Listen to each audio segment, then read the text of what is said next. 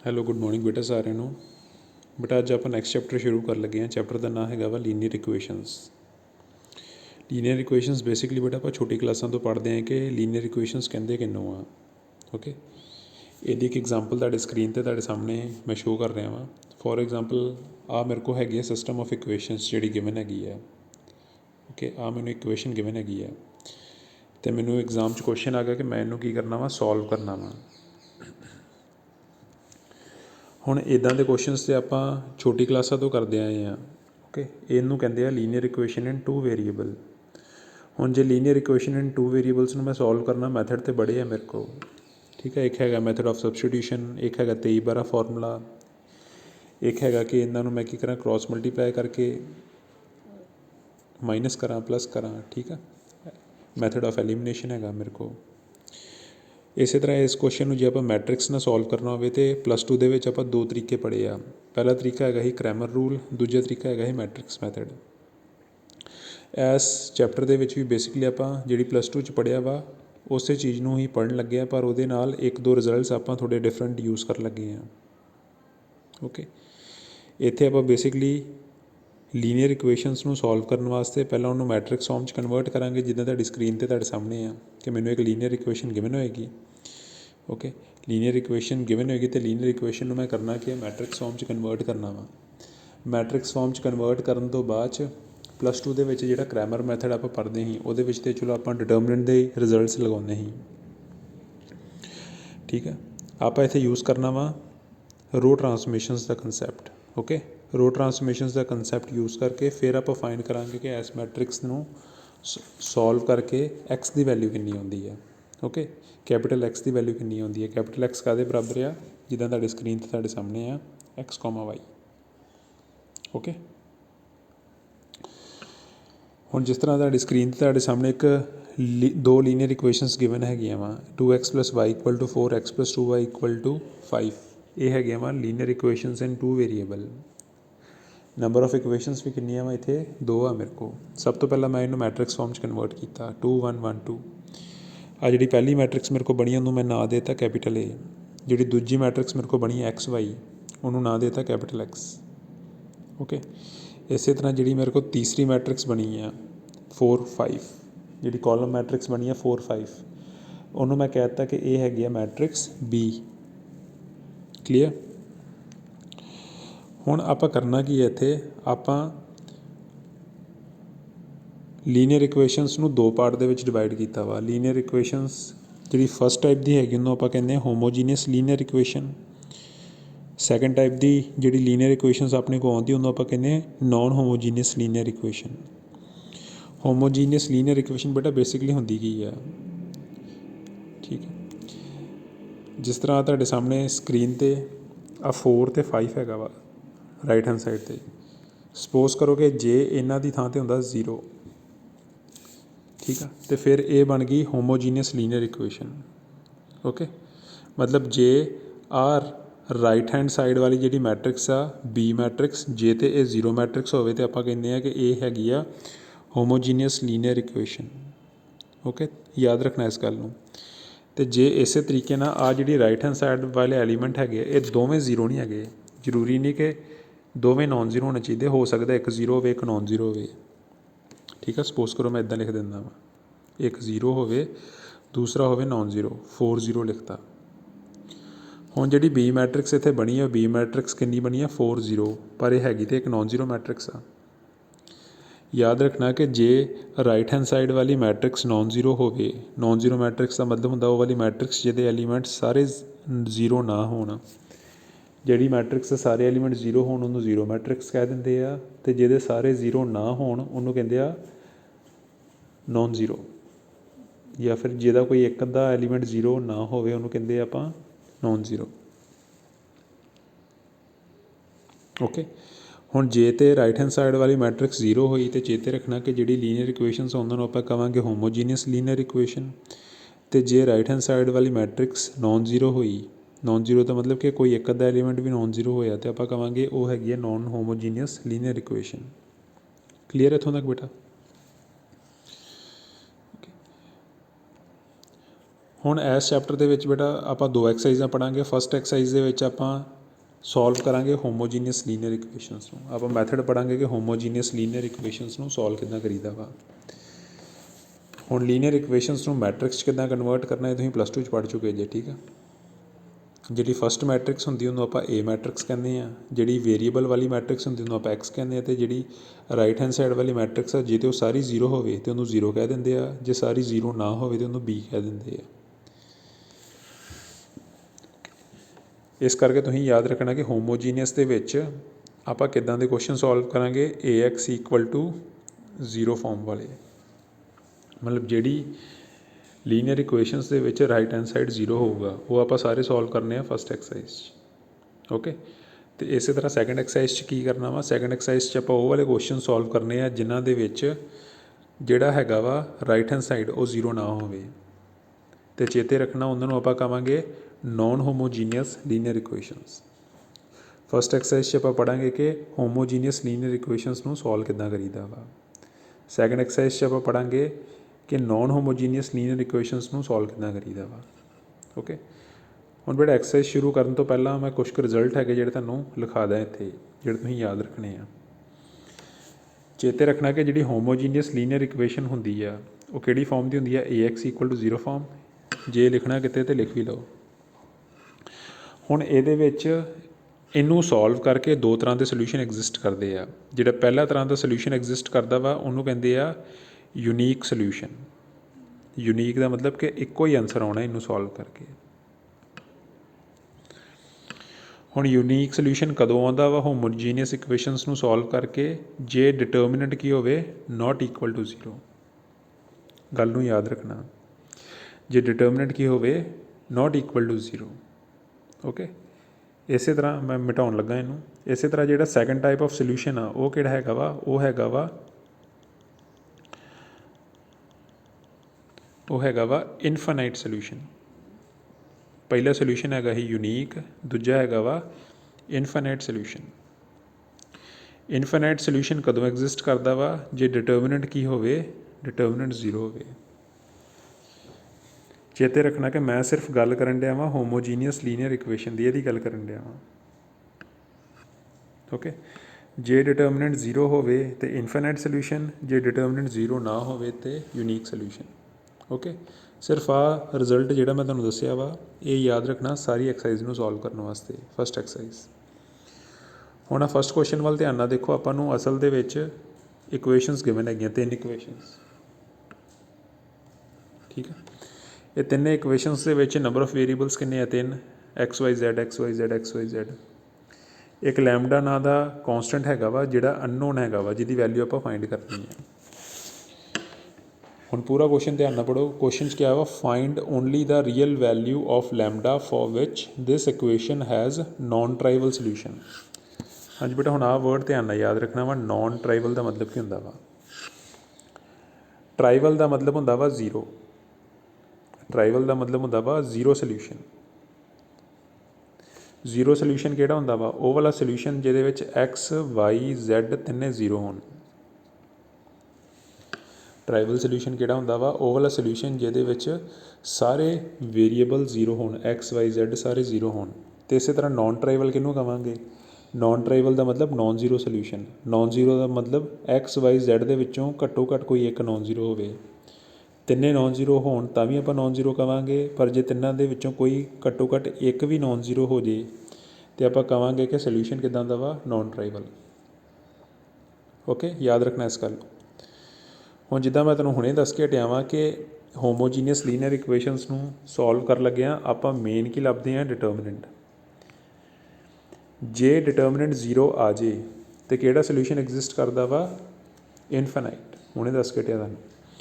ਜੇ ਡਿਟਰਮੀਨੈਂਟ 0 ਆ ਜੇ ਏ ਦਾ ਤਾਂ ਆਪਾਂ ਕਹਿੰਦੇ ਹਾਂ ਕਿ ਕਿਹੜਾ ਸੋਲਿਊਸ਼ਨ ਐਗਜ਼ਿਸਟ ਕਰਦਾ ਵਾ, ਇਨਫਾਈਨਾਈਟ। ਹੁਣ ਤੁਸੀਂ ਯਾਦ ਰੱਖਣਾ ਕਿ ਜੇ ਡਿਟਰਮੀਨੈਂਟ 0 ਆ ਜੇ, ਸੋਲਿਊਸ਼ਨ ਐਗਜ਼ਿਸਟ ਕਰਦਾ ਵਾ ਇਨਫਾਈਨਾਈਟ, ਅਤੇ ਉਹ ਸੋਲਿਊਸ਼ਨ ਹੁੰਦਾ ਕਿੱਦਾਂ ਦਾ ਵਾ, ਉਹ ਹੁੰਦਾ ਵਾ ਨੋਨ ਟਰਾਈਵਲ। ਇਨਫਾਈਨਾਈਟ ਸੋਲਿਊਸ਼ਨ ਕਿੱਦਾਂ ਦਾ ਹੁੰਦਾ ਵਾ, ਨੋਨ ਟਰਾਈਵਲ। ਠੀਕ ਆ। ਨੋਨ ਟਰਾਈਵਲ ਦਾ ਮਤਲਬ X, Y, Z ਤਿੰਨੇ 0 ਨਹੀਂ ਹੋਣਗੇ। ਚੰਗਾ, ਆਹ ਗੱਲ ਲਿਖ ਲਓ ਕਿਤੇ ਅਤੇ ਯਾਦ ਰੱਖਣੀ ਆ।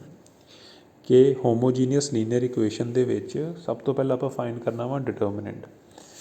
ਜੇ ਡਿਟਰਮੀਨੈਂਟ 0 ਹੋਇਆ तो ਇਹਦਾ मतलब ਕਿਹੜੇ ਤਰ੍ਹਾਂ ਦਾ ਸੋਲਿਊਸ਼ਨ ਐਗਜ਼ਿਸਟ ਕਰਦਾ ਵਾ, ਸੋਲਿਊਸ਼ਨ ਐਗਜ਼ਿਸਟ ਕਰਦਾ ਵਾ ਇਨਫਾਈਨਾਈਟ ਸੋਲਿਊਸ਼ਨ। तो इनफाइनाइट सोल्यूशन जो एग्जिस्ट करता वा, हुण सोल्यूशन तो लभना इनफाइनाइट तो एक कैटेगरी है ना सोल्यूशन की। सोल्यूशन आप लभना, सोल्यूशन का मतलब की आ XYZ की आप वैल्यू लभनी है।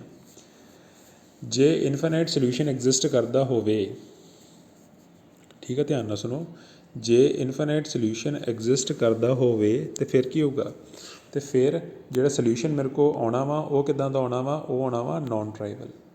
नॉन ट्राइवल का मतलब कि XYZ तिन्ने जीरो नहीं होणगे। चंगा, तो जे किते डिटरमिनेंट ए 0 हो जाए, मैं दोबारा लिखन लगा वा, जे नॉन 0 हो फिर तो दसता तुहानूं, जे नॉन 0 हो जाए फिर की होगा, जे डिटरमिनेंट ऑफ ए हो जाए नॉन 0 होमोजीनीअस लीनियर इक्वेशन दे विच, फिर किहड़ा सोल्यूशन एग्जिस्ट करता, मैं तुहानूं दस्सिया, फिर एग्जिस्ट करता वा इनफाइनाइट सोल्यूशन,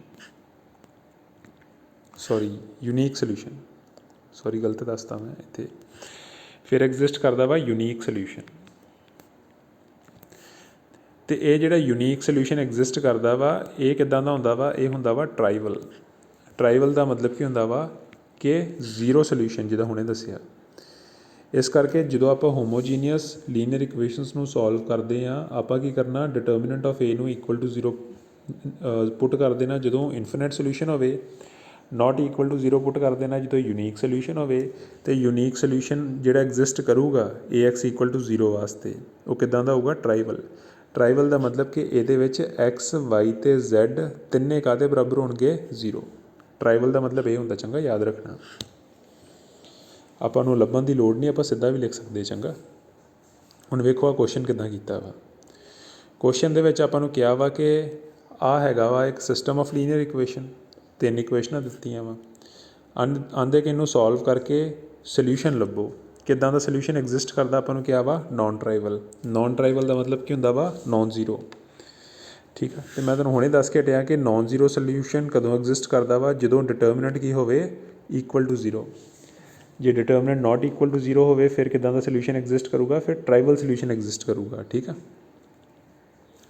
इस करके हुण इस क्वेश्चन च मैं करना की है, इस क्वेश्चन च सब तो पहला मैं ए मैट्रिक्स लभनी आ तो उन्होंने इक्वल टू 0 कर देना वा। वेखो ध्यान, लैमडा वाली टर्म के नाल XYZ लगा, उन्होंने मैं लैफ्ट हैंड साइड पर लिया, फिर इनू AX इक्वल टू 0 फॉर्म च कन्वर्ट करता। हुण सोल्यूशन आपां नूं कहा वा किदां दा एग्जिस्ट करता वा, नॉन ट्राइवल। नॉन ट्राइवल का मतलब है नॉन जीरो। तो जे नॉन जीरो सोल्यूशन एग्जिस्ट करता होवे तो डिटरमिनेंट काहदे बराबर हुंदा वा, 0। इस करके मैं इहदा डिटरमिनेंट इक्वल टू 0 करता। ठीक है, डिटरमिनेंट इक्वल टू 0 करके तुहाडी मर्जी है, जे तो तुसीं इनू सीधा सॉल्व करना चाहुंदे जे सीधा सॉल्व कर लो, पर सीधा सॉल्व करके मेरा काम हैगा वा लैमडा की वैल्यू लभनी। +2 च आपां पढ़िया वा प्रॉपर्टीज ऑफ डिटरमिनेंट।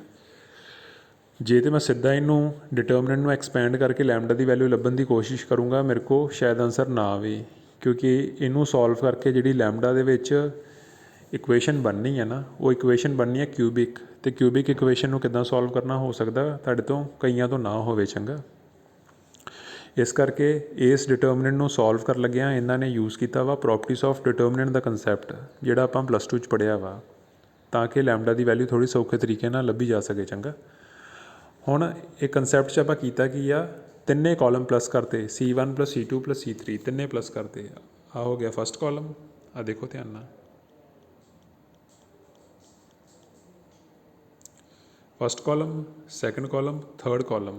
आपां की कीता, आपां तिन्ने कॉलम नूं प्लस करता। तिन्ने कॉलम नूं प्लस करके जो आंसर आउंदा पिया वा, ठीक है, वो आंसर आपां कित्थे लिखना, वो आपां C1 की थां ते लिखना।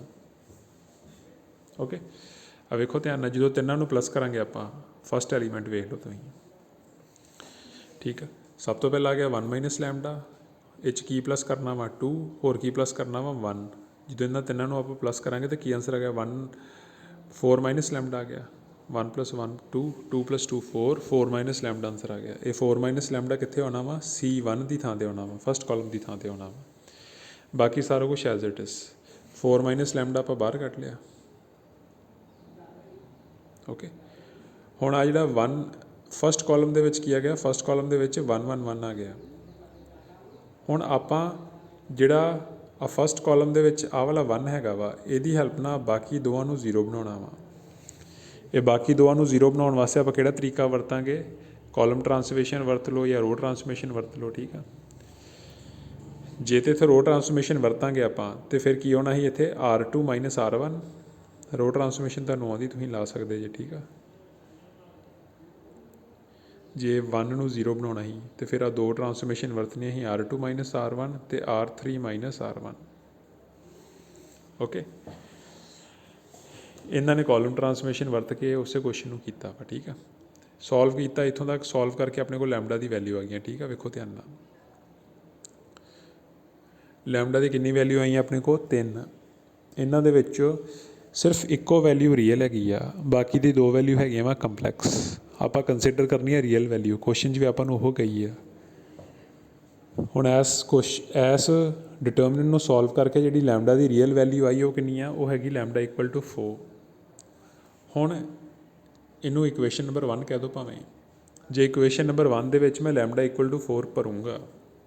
ਠੀਕ ਆ, ਹੁਣ ਲੈਮਡਾ ਦੀ ਵੈਲਿਊ ਤਾਂ ਆਪਾਂ ਲੱਭ ਲਈ ਆ। ਠੀਕ ਆ, ਕਾਹਦੇ ਵਾਸਤੇ, ਨੋਨ ਜ਼ੀਰੋ ਸੋਲਿਊਸ਼ਨ ਵਾਸਤੇ। ਠੀਕ ਆ, ਲੈਮਡਾ ਦੀ ਵੈਲਿਊ ਆਪਾਂ 0 'ਤੇ ਲੱਭ ਲਈ ਹੈ, ਕਾਹਦੇ ਵਾਸਤੇ, ਨੋਨ ਜ਼ੀਰੋ ਸੋਲਿਊਸ਼ਨ ਵਾਸਤੇ। ਨੋਨ ਜ਼ੀਰੋ ਦਾ ਮਤਲਬ ਕੀ ਹੁੰਦਾ ਵਾ, ਦੱਸਿਆ ਤੁਹਾਨੂੰ, ਨੋਨ ਜ਼ੀਰੋ ਦਾ ਮਤਲਬ ਹੁੰਦਾ ਵਾ ਇਨਫਿਨਿਟ ਸੋਲਿਊਸ਼ਨ। ਇਹਦਾ ਮਤਲਬ ਕਿ ਇਸ ਕੁਐਸਚਨ 'ਚ ਆਪਾਂ ਨੂੰ ਗਿਵਨ ਹੈਗਾ ਵਾ ਕਿ ਇਸ ਸਿਸਟਮ ਆਫ ਲੀਨੀਅਰ ਇਕੁਏਸ਼ਨ ਦਾ ਕਿੱਦਾਂ ਦਾ ਸੋਲਿਊਸ਼ਨ ਐਗਜ਼ਿਸਟ ਕਰਦਾ ਵਾ, ਇਨਫਾਈਨਾਈਟ। ਠੀਕ ਆ, ਇਨਫਾਈਨਾਈਟ ਦਾ ਮਤਲਬ ਕੀ ਹੁੰਦਾ ਵਾ, ਨੋਨ ਜ਼ੀਰੋ। ਇਨਫਾਈਨਾਈਟ ਦਾ ਮਤਲਬ ਹੁੰਦਾ ਵਾ ਨੋਨ ਜ਼ੀਰੋ। ਇਸ ਕਰਕੇ ਮੈਂ ਕੀ ਕੀਤਾ ਕਿ ਇਹਨੂੰ ਸੋਲਵ ਕਰਕੇ ਲੈਮਡਾ ਦੀ ਵੈਲਿਊ ਲੱਭੀ। ਹੁਣ ਸੋਲਿਊਸ਼ਨ ਲੱਭਣਾ ਤਾਂ ਬਾਕੀ ਹੈ ਜੇ, ਕਿਉਂਕਿ ਜੇ ਜ਼ੀਰੋ ਸੋਲਿਊਸ਼ਨ ਐਗਜ਼ਿਸਟ ਕਰਦਾ ਹੋਵੇ ਫਿਰ ਤਾਂ ਸਿੱਧਾ ਹੀ ਆਪਾਂ ਲਿਖ ਦਾਂਗੇ ਕਿ x ਵੀ 0, y ਵੀ 0, z ਵੀ 0। ਹੁਣ ਸੋਲਿਊਸ਼ਨ ਇੱਥੇ ਕਿੱਦਾਂ ਦਾ ਐਗਜ਼ਿਸਟ ਕਰਦਾ ਵਾ, ਨੋਨ ਜ਼ੀਰੋ। ਠੀਕ ਹੈ, ਨੋਨ ਜ਼ੀਰੋ ਦਾ ਮਤਲਬ ਕਿ x, y, z ਦੀ ਵੈਲਿਊ 0 ਨਹੀਂ ਹੋਊਗੀ। ਇਸ ਕਰਕੇ ਆਪਾਂ ਨੂੰ ਹੁਣ ਇਸ ਕੁਐਸਚਨ 'ਚ x, y, z ਦੀ ਵੈਲਿਊ ਲੱਭਣੀ ਪੈਣੀ ਆ। ਹੁਣ ਉਹ ਜਿਹੜੀ x, y, z ਦੀ ਆਪਾਂ ਵੈਲਿਊ ਲੱਭਣੀ, ਆਪਾਂ ਕਿਹੜੇ ਪੁਆਇੰਟ 'ਤੇ ਲੱਭਣੀ ਆ, ਆਪਾਂ ਲੱਭਣੀ ਆ ਵੈਨ ਲੈਮਡਾ ਇਜ਼ 4। ਮੈਂ ਲੈਮਡਾ = 4 ਇਕੁਏਸ਼ਨ ਨੰਬਰ 1 'ਚ ਪੁੱਟ ਕਰਤਾ। ਠੀਕ ਆ, ਹੁਣ ਜਿਹੜੀ ਆਹ ਵਾਲੀ ਮੈਟ੍ਰਿਕਸ ਮੇਰੇ ਕੋਲ ਬਣੀ ਆ, ਇਹਦੇ 'ਤੇ ਮੈਂ ਲਗਾਉਣੇ ਆ ਰੋ ਟਰਾਂਸਫਰਮੇਸ਼ਨ। ਚੇਤੇ ਰੱਖੋ, ਸਿਰਫ ਰੋ ਟਰਾਂਸਫਰਮੇਸ਼ਨ ਲਾਉਣੇ, ਕਾਲਮ ਨਹੀਂ ਲਾਉਣੇ। ਇਹਦੇ 'ਤੇ ਕਾਲਮ ਲੱਗ ਸਕਦੇ ਆ ਕਿਉਂਕਿ ਇਹ ਡਿਟਰਮੀਨੈਂਟ ਆ, ਪਰ ਇੱਥੋਂ ਗਾੜੀ ਹੁਣ ਸਿਰਫ ਰੋ ਟਰਾਂਸਫਰਮੇਸ਼ਨ ਲੱਗਣਗੀਆਂ। ਉਹਦਾ ਰੀਜ਼ਨ ਮੈਂ ਦੱਸ ਦਿੰਦਾ ਕਿ ਰੀਜ਼ਨ ਕੀ ਹੈਗਾ ਵਾ।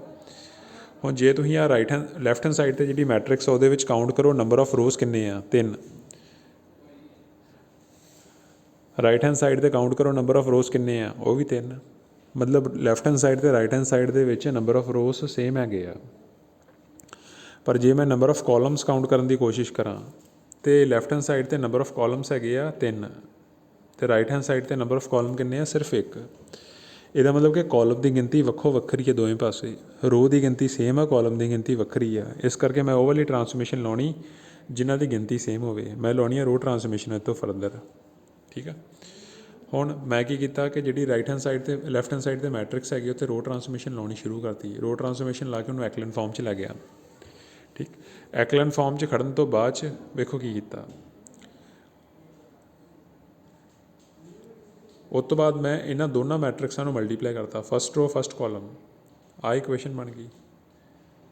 ਸੈਕੰਡ ਰੋ ਫਸਟ ਕਾਲਮ, ਠੀਕ ਹੈ, ਆਹ ਇਕੁਏਸ਼ਨ ਬਣ ਗਈ ਜਿਹੜੀ ਤੁਹਾਡੇ ਸਾਹਮਣੇ ਲਿਖੀ ਹੈ। ਹੁਣ ਜਦੋਂ y ਦੀ ਵੈਲਿਊ z ਮੈਂ ਇਕੁਏਸ਼ਨ ਨੰਬਰ ਆਹ ਜਿਹੜੀ ਆਈ ਆ ਇਹਦੇ ਵਿੱਚ ਪੁੱਟ ਕਰੂੰਗਾ ਅਤੇ x ਵੀ ਕਿੰਨਾ ਆ ਗਿਆ, z। ਇਹਦਾ ਮਤਲਬ ਕਿ ਇੱਥੋਂ ਤੱਕ ਸੋਲਵ ਕਰਕੇ ਮੇਰੇ ਕੋਲ x, y ਅਤੇ z ਤਿੰਨੇ ਆ ਗਏ ਬਰਾਬਰ। ਓਕੇ, ਤਿੰਨੇ ਆ ਗਏ ਬਰਾਬਰ। ਠੀਕ ਆ, ਹੁਣ ਜਿਹੜੀ ਗੱਲ ਬੇਟਾ ਤੁਸੀਂ +2 'ਚ ਪੜ੍ਹੀ ਸੀ ਮੈਂ ਦੁਬਾਰਾ ਇੱਥੇ ਰਿਪੀਟ ਕਰਨ ਲੱਗਾ ਵਾਂ। ਠੀਕ ਆ, ਹੁਣ ਆਪਾਂ ਇੱਥੇ ਜਿਹੜਾ ਆਨਸਰ ਲਿਖਣਾ ਵਾ, ਆਨਸਰ ਲਿਖਣਾ ਵਾ in terms of K. Answer in terms of K ਕਦੋਂ ਲਿਖੀਦਾ ਵਾ, ਜਦੋਂ ਇਨਫਾਈਨਾਈਟ ਸੋਲਿਊਸ਼ਨ ਹੋਵੇ। ਇਹ +2 'ਚ ਵੀ ਗੱਲ ਪੜ੍ਹੀ ਆਪਾਂ। ਕੇ ਦਾ ਮਤਲਬ ਹੁੰਦਾ ਵਾ ਕੌਂਸਟੈਂਟ, ਮਤਲਬ ਮੈਂ ਆਪਣੇ ਕੋਲੋਂ ਕੋਈ ਕੌਂਸਟੈਂਟ ਮੰਨ ਲੈਣਾ। ਠੀਕ ਆ, ਹੁਣ ਕਿੰਨੇ ਵੇਰੀਏਬਲਸ ਨੂੰ ਆਪਣੇ ਕੋਲੋਂ ਮੰਨਣਾ ਆਪਾਂ। ਹੁਣ ਟੋਟਲ ਨੰਬਰ ਆਫ ਵੇਰੀਏਬਲਸ ਤੇ 3 ਹੈਗੇ ਆ। ਜੇ ਤੁਸੀਂ ਵੇਖੋ ਟੋਟਲ ਨੰਬਰ ਆਫ ਵੇਰੀਏਬਲਸ ਹੈਗੇ 3, x, y, z। ਹੁਣ ਇਹਨਾਂ ਦੇ ਵਿੱਚੋਂ ਕਿੰਨੇ ਕੁ ਵੇਰੀਏਬਲ ਮੈਂ ਆਪਣੇ ਕੋਲੋਂ ਮੰਨਣੇ ਆ। ਠੀਕ ਆ, ਮਤਲਬ ਕਿੰਨੇ ਕੁ ਕੌਂਸਟੈਂਟਸ ਦੀ ਵੈਲਿਊ ਮੈਂ ਆਪਣੇ ਕੋਲੋਂ ਮੰਨ ਸਕਦਾ ਵਾਂ। ਵੇਖੋ ਧਿਆਨ ਨਾਲ, ਹੁਣ ਜੇ ਤੁਸੀਂ n ਦੀ ਵੈਲਿਊ ਲੱਭੋ ਇਹਦੇ ਵਿੱਚ, ਇਸ ਕੁਐਸਚਨ ਦੇ ਵਿੱਚ ਜਾਂ ਇੱਥੋਂ ਤੱਕ ਜੇ ਆਪਾਂ n ਦੀ ਵੈਲਿਊ ਲੱਭੀ ਇਸ ਕੁਐਸਚਨ ਦੇ ਵਿੱਚ, n ਦਾ ਮਤਲਬ ਹੁੰਦਾ ਕਿ ਟੋਟਲ ਨੰਬਰ ਆਫ ਵੇਰੀਏਬਲਸ ਕਿੰਨੇ ਆ। ਟੋਟਲ ਨੰਬਰ ਆਫ ਵੇਰੀਏਬਲਸ ਹੈਗੇ 3। ਉਹ ਤੋਂ ਬਾਅਦ r ਲੱਭਣਾ। r ਦਾ ਮਤਲਬ ਹੁੰਦਾ ਰੈਂਕ ਆਫ ਮੈਟ੍ਰਿਕਸ। ਆਹ ਜਿਹੜੀ ਮੈਟ੍ਰਿਕਸ ਬਣੀ ਮੇਰੇ ਕੋਲ ਲੈਫਟ ਹੈਂਡ ਸਾਈਡ 'ਤੇ, ਇਹਦਾ ਰੈਂਕ ਕਿੰਨਾ ਵਾ, ਇਹਦਾ ਰੈਂਕ ਹੈਗਾ ਵਾ 2। ਇਹ ਤੋਂ ਬਾਅਦ ਮੈਂ ਫਾइंड करना n-r। ਜੇ n-r ਫਾइंड ਕਰੂੰਗਾ ਤਾਂ ਕੀ ਆਂਸਰ ਆ ਗਿਆ 3-2। 3-2 ਕੀ ਹੁੰਦਾ ਵਾ 1। ਹੁਣ ਇਹ ਜਿਹੜਾ n-r ਹੈ ਇਹ ਹੁੰਦਾ ਕੀ ਆ, ਇਹ n-r ਦਾ ਮਤਲਬ ਹੁੰਦਾ ਵਾ number of independent variable. Independent variable ਦਾ ਮਤਲਬ ਹੈਗਾ ਵਾ ਕਿ ਕਿੰਨੇ ਕੁ ਵੇਰੀਏਬਲ ਇੱਦਾਂ ਦੇ ਹੈਗੇ ਆ ਜਿਨ੍ਹਾਂ ਦੀ ਵੈਲਿਊ ਮੈਂ ਆਪਣੇ ਕੋਲੋਂ ਮੰਨਣੀ ਆ। ਓਕੇ, ਕਿੰਨੇ ਕੁ ਵੇਰੀਏਬਲ ਇੱਦਾਂ ਦੇ ਹੈਗੇ ਆ ਜਿਨ੍ਹਾਂ ਦੀ ਵੈਲਿਊ ਮੈਂ ਆਪਣੇ ਕੋਲੋਂ ਮੰਨਣੀ ਆ। ਕੀ ਆਂਸਰ ਆਇਆ n-r। ਕਿੰਨਾ ਆਂਸਰ ਆ ਗਿਆ 1। ਇਹਦਾ ਮਤਲਬ ਕਿ ਇੱਕ ਵੇਰੀਏਬਲ ਦੀ ਵੈਲਿਊ ਮੈਂ ਆਪਣੇ ਕੋਲੋਂ ਮੰਨ ਸਕਦਾ ਵਾਂ।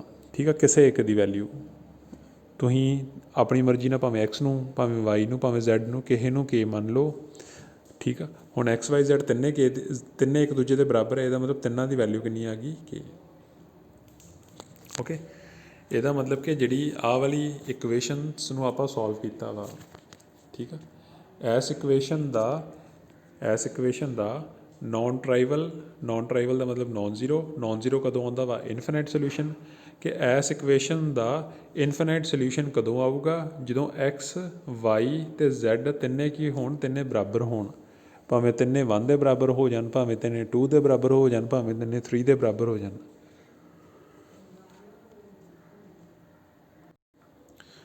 ਕਲੀਅਰ ਬੇਟਾ ਸਾਰਿਆਂ ਨੂੰ? ਠੀਕ ਆ, ਇੱਦਾਂ ਹੀ ਆਪਾਂ ਕੁਐਸਚਨਸ ਕਰਨੇ ਆ ਫਰਦਰ, ਸਿਰਫ ਇਹੋ ਕਨਸੈਪਟ ਯੂਜ਼ ਕਰਕੇ। ਠੀਕ ਆ, ਮੈਂ ਦੁਬਾਰਾ ਦੱਸ ਦਿੰਦਾ ਕਿ ਆਪਾਂ ਜਿਹੜਾ ਮੇਨ ਕਨਸੈਪਟ ਇੱਥੇ ਯੂਜ਼ ਕਰਨ ਦੇ ਉਹ ਹੈ ਕਿਹੜਾ ਵਾ। ਹਾਂਜੀ, ਜਿਹੜਾ ਮੈਂ ਇੱਥੇ ਲਿਖਤਾ ਵਾ ਕਿ ਆਪਾਂ ਇਸ ਐਕਸੈਸ ਕੀ ਕਰਨਾ ਵਾ, AX = 0 ਫਾਰਮ ਵਾਲੇ ਕੁਐਸਚਨ ਸੋਲਵ ਕਰਨੇ। ਇਹਦਾ ਮਤਲਬ ਹੋਮੋਜੀਨੀਅਸ ਲੀਨੀਅਰ ਇਕੁਏਸ਼ਨਸ ਨੂੰ ਸੋਲਵ ਕਰਨਾ ਵਾ। ਹੁਣ ਹੋਮੋਜੀਨੀਅਸ ਲੀਨੀਅਰ ਇਕੁਏਸ਼ਨਸ ਨੂੰ ਸੋਲਵ ਕੀਤਿਆਂ ਦੋ ਤਰ੍ਹਾਂ ਦੇ ਸੋਲਿਊਸ਼ਨ ਹੁੰਦੇ, ਯੂਨੀਕ ਸੋਲਿਊਸ਼ਨ ਜਾਂ ਇਨਫਿਨਾਈਟ ਸੋਲਿਊਸ਼ਨ। ਯੂਨੀਕ ਸੋਲਿਊਸ਼ਨ ਕਦੋਂ ਆਉਂਦਾ, ਜਦੋਂ ਡਿਟਰਮੀਨੈਂਟ ਆਫ A ਹੋਵੇ 0। ਇਨਫਿਨਾਈਟ ਸੋਲਿਊਸ਼ਨ ਕਦੋਂ ਆਉਂਦਾ, ਜਦੋਂ ਡਿਟਰਮੀਨੈਂਟ ਆਫ A ਹੋਵੇ = 0। ਯੂਨੀਕ ਸੋਲਿਊਸ਼ਨ ਜਦੋਂ ਨਾਟ = 0, ਇਨਫਿਨਾਈਟ ਸੋਲਿਊਸ਼ਨ ਜਦੋਂ = 0। ਹੁਣ ਜੇ ਯੂਨੀਕ ਸੋਲਿਊਸ਼ਨ ਐਗਜ਼ਿਸਟ ਕਰਦਾ ਵਾ, ਠੀਕ ਆ, ਅਤੇ ਫਿਰ ਸੋਲਿਊਸ਼ਨ ਕਿੱਦਾਂ ਦਾ ਹੋਊਗਾ, ਟਰਾਈਵਲ ਦਾ ਮਤਲਬ ਹੁੰਦਾ x y z ਸਾਰੇ 0 ਹੋਣਗੇ। ਠੀਕ ਆ, ਜੇ ਸੋਲਿਊਸ਼ਨ ਐਗਜ਼ਿਸਟ ਕਰਦਾ ਵਾ ਇਨਫਿਨਾਈਟ, ਅਤੇ ਉਹ ਸੋਲਿਊਸ਼ਨ ਕਿੱਦਾਂ ਦਾ ਹੋਊਗਾ, ਨੋਨ ਟਰਾਈਵਲ ਦਾ ਮਤਲਬ ਕੀ ਆ, ਨੋਨ ਜ਼ੀਰੋ ਦਾ ਮਤਲਬ ਕੀ ਆ, ਆਨਸਰ ਆਊਗਾ ਇਨ ਟਰਮਸ ਆਫ k। ਠੀਕ ਆ, ਇਹਦੀ ਭਾਵੇਂ ਤੁਸੀਂ ਸਕਰੀਨਸ਼ਾਟ ਖਿੱਚ ਲਓ ਅਤੇ ਇਸ ਗੱਲ ਨੂੰ ਯਾਦ ਰੱਖਣਾ। ਠੀਕ ਆ, ਕਿ ਹੋਮੋਜੀਨੀਅਸ ਲੀਨੀਅਰ ਇਕੁਏਸ਼ਨ ਦੇ ਵਿੱਚ ਦੋ ਤਰ੍ਹਾਂ ਦੇ ਸੋਲਿਊਸ਼ਨ ਐਗਜ਼ਿਸਟ ਕਰਦੇ ਆ, ਯੂਨੀਕ ਅਤੇ ਇਨਫਿਨਾਈਟ। ਯੂਨੀਕ ਕਦੋਂ ਐਗਜ਼ਿਸਟ ਕਰਦੇ ਅਤੇ ਇਨਫਿਨਾਈਟ ਕਦੋਂ ਐਗਜ਼ਿਸਟ ਕਰਦੇ ਆ। ਯੂਨੀਕ ਦਾ ਮਤਲਬ ਕੀ ਹੁੰਦਾ ਵਾ ਕਿ ਸੋਲਿਊਸ਼ਨ ਕਿੱਦਾਂ ਦਾ ਹੋਊਗਾ, ਟਰਾਈਵਲ। ਇਨਫਿਨਾਈਟ ਦਾ ਮਤਲਬ ਕੀ ਆ, ਸੋਲਿਊਸ਼ਨ ਕਿੱਦਾਂ ਦਾ ਹੋਊਗਾ, ਨੋਨ ਟਰਾਈਵਲ। ਠੀਕ ਬੇਟਾ, ਇਸ ਗੱਲ ਨੂੰ ਯਾਦ ਰੱਖਣਾ ਵਾ ਅਤੇ ਇਹਦੀ ਬੇਸ 'ਤੇ ਅਗਲੀਆਂ ਐਗਜ਼ਾਮਪਲਸ ਤੁਸੀਂ ਧਿਆਨ ਨਾਲ ਪੜ੍ਹੋ। ਠੀਕ ਆ, ਜੇ ਇਨ ਕੇਸ ਕੋਈ ਡਾਊਟ ਹੋਇਆ ਤਾਂ ਮੈਨੂੰ ਇਨਫੋਰਮ ਕਰਿਓ। ਠੀਕ ਆ, ਥੈਂਕ ਯੂ।